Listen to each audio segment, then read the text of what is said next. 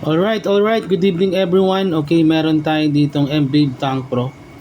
Tuturuan ko naman kayo kung paano mag-edit and mag-save ng preset manual operating system. Ibig sabihin, hindi tayo gagamit ng MFX application. Okay. For example, okay, we're gonna edit yung Bank 1A. Okay, so yan ang ating OD clean dry.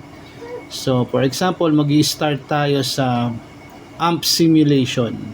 Okay, yan.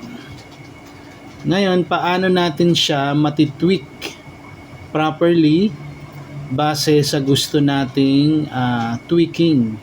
So gagamitin natin itong para global knob.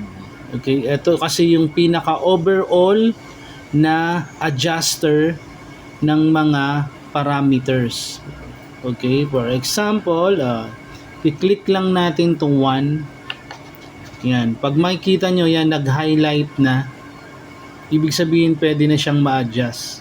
Yan, kita nyo gumagalaw na siya. Then, kung gusto nating adjust yung gain, i-click lang din natin yan. Yan, mag-a-adjust na yung gain na yan. Okay, for example, we're gonna do it 75. Then, a-adjust lang natin yung level down 80. Yan. Then, base 65. Ayan. Then, middle 45.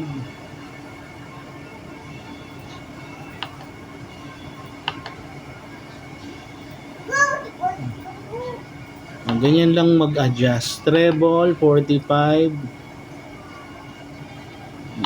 Okay?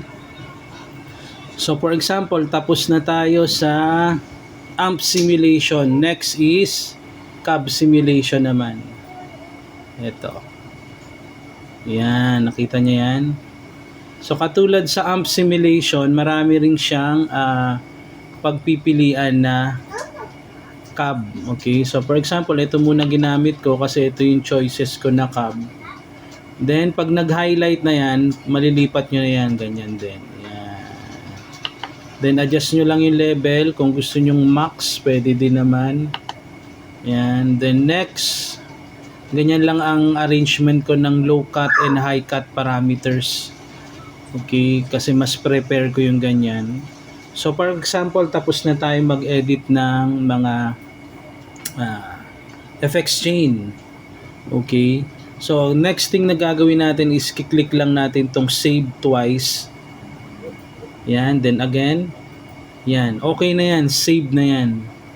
Okay. So, ganyan lang kadali mag-edit and mag-save ng preset. Same thing lang din yung procedure sa lahat ng FX chain na nandito sa Tank Pro. Okay? For example, ito kasi mga FX chain yan. Yan. WA, FX1, FX2, DS amp, CAB, EQ, modulation, delay, reverb.